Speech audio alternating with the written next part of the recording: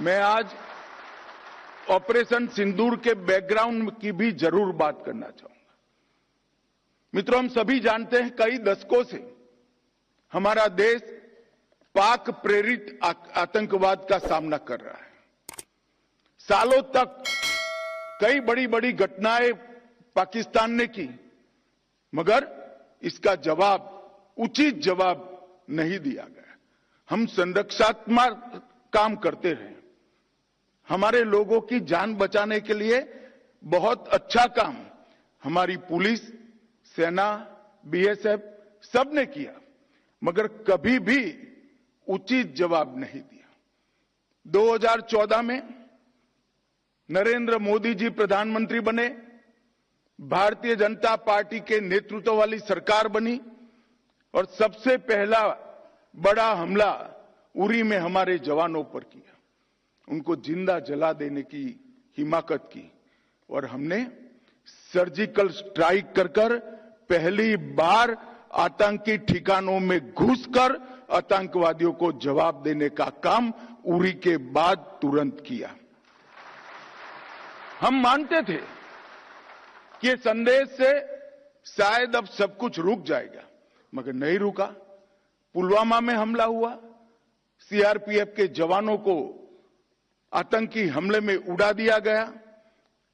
भारत की सेनाओं ने एयर स्ट्राइक कर इससे उरी से कठोर जवाब देने का प्रयास किया और फिर से एक बार हमने आतंकी अड्डों को उड़ाने का काम किया। और उसके बाद पहलगांव में इंतहा ही कर दी। निर्दोष यात्रिकों को धर्म पूछकर अपने परिवार के सामने, परिवार के महिला सदस्य और बच्चों के सामने चुन चुन कर निर्ममता पूर्वक मारने का पाप पाक प्रेरित आतंकवादियों ने किया। और उस वक्त हमारे प्रधानमंत्री जी ने उनको कहा था, बिहार से कहा था कि इसका उचित जवाब दिया जाएगा और ऑपरेशन सिंदूर ये उसका जवाब है। आज पूरी दुनिया हमारी सेना की वीरता और मारक क्षमता की भूरी भूरी प्रशंसा कर रही है।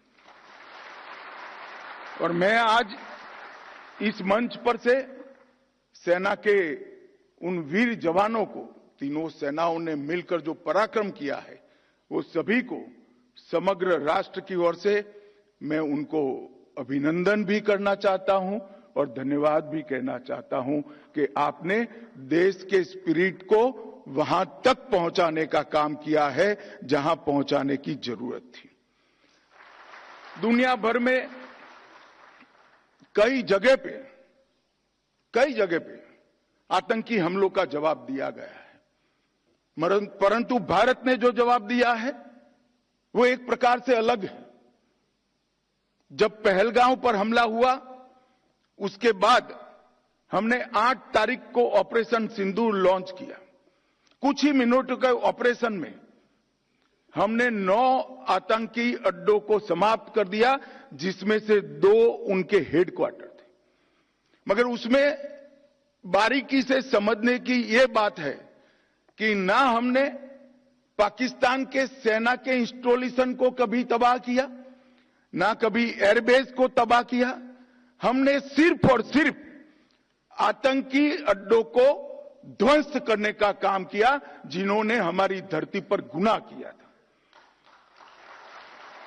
मैं फिर से एक बार कहना चाहूंगा, ना हमने सेना के हवा अड्डों को, स्थापनाओं को छुआ, ना उनके एयरबेस को छुआ।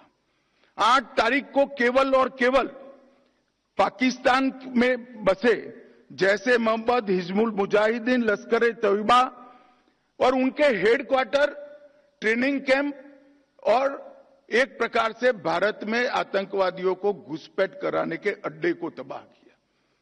हम मानते थे कि इतना इनफ है और हमने तो हमला आतंकवादियों पर किया था, मगर पाकिस्तान ने साबित कर दिया कि जो आतंकवाद यहां पर है वो पाक स्पॉन्सर है। आतंकवादियों पर किए गए हमले को पाकिस्तान ने अपने पर किए गए हमले में मानकर 8 तारीख के बाद हमारे देश के सिविलियन स्थान, हमारे सेना के संस्थानों पर हमला करने का साहस किया, दुस्साहस किया। हमारी एयर डिफेंस सिस्टम बहुत अद्भुत थी, कुछ बिगाड़ नहीं पाए। और जब पाकिस्तान की सेना ने हमारे सिविलियन स्थानों और हमारे सेना के स्थानों पर हमला किया, इसका प्रयास किया, 9 तारीख को भारतीय सेना ने उनके एयरबेस पर हमला कर एक प्रखर और कठोर जवाब देकर उनकी मारक क्षमता, हमारी मारक क्षमता का परिचय कराया और उनकी एयर डिफेंस सिस्टम को भी खोखला साबित करने का काम किया। और यहां पर भी हमने कहीं पर भी पाकिस्तान के सिविलियन स्थानों पर हमला नहीं किया था। ऑपरेशन सिंदूर और उसके बाद की घटनाओं के कारण आज पाकिस्तान पूर्णतः एक्सपोज हो चुका है कि भारत में जो टेररिज्म है वो पाक स्पॉन्सर है। पाकिस्तान के द्वारा स्पॉन्सर टेररिज्म भारत के अंदर हो रहा है, क्योंकि जब पाकिस्तान के टेरर के अड्डों पर हमला किया, जवाब पाकिस्तान की सेना ने दिया। जो उनके आतंकवादी आका मारे गए, उनका जब नमाजे जनाजा जब हो रहा था, पूरी दुनिया ने देखा पाक सेना के आला अफसर इनके कॉफिन को कंधा भी दे रहे थे और वहां नमाज पढ़ने के लिए उपस्थित भी थे। एक प्रकार से अब तक पाकिस्तान जो डिनाई कर रहा था, वो आज दुनिया के सामने ऑपरेशन सिंदूर के बाद पूर्णतया एक्सपोज हो चुका है कि भारत में टेररिज्म पाक स्पॉन्सर टेररिज्म है। इसमें अब दुनिया में किसी को शंका नहीं रही है। और मैं फिर से एक बार कहना चाहता हूं कि ऑपरेशन सिंदूर अपनी भूमि पर हुए टेरर हमलों के जवाब के इतिहास में सबसे सटीक और सभी उद्देश्यों को पूर्ति करने वाला ऑपरेशन था। और इस सटीक ऑपरेशन का न केवल भारत, पूरी दुनिया के एक्सपर्ट्स भूरी भूरी प्रशंसा कर रहे हैं और हमारे सेना के जवानों की भी प्रशंसा, इनकी वीरता की प्रशंसा, इनकी मारक क्षमता की प्रशंसा और साथ में सेना के संयम की भी प्रशंसा हो रही है कि हमने केवल आतंकी अड्डों और उनके एयरबेस को ही टारगेट किया। मित्रों, 100 किलोमीटर अंदर घुसकर पहली बार हमारी सेना ने पाकिस्तान को जमीन दिखाने का पराक्रम किया है। पूरा देश सेना के जवानों पर नाज करता है, हमारे बीएसएफ के सीमा प्रहरियों पर नाज करता है।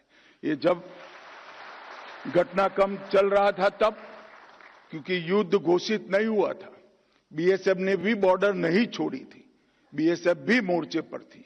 जब उस ओर से गोलाबारी हो रही थी, सेल चल रहे थे, गोलियां चल रही थी, बीएसएफ के जवानों ने भी 1 इंच भी पीछे हटे बगैर उनके गोली का जवाब गोले से देने का काम किया और उनको ये बता दिया कि बीएसएफ 24 घंटा 365 दिन तैनात है और जब तक बीएसएफ है पाकिस्तान की सेना 1 इंच भी आगे नहीं बढ़ सकती है।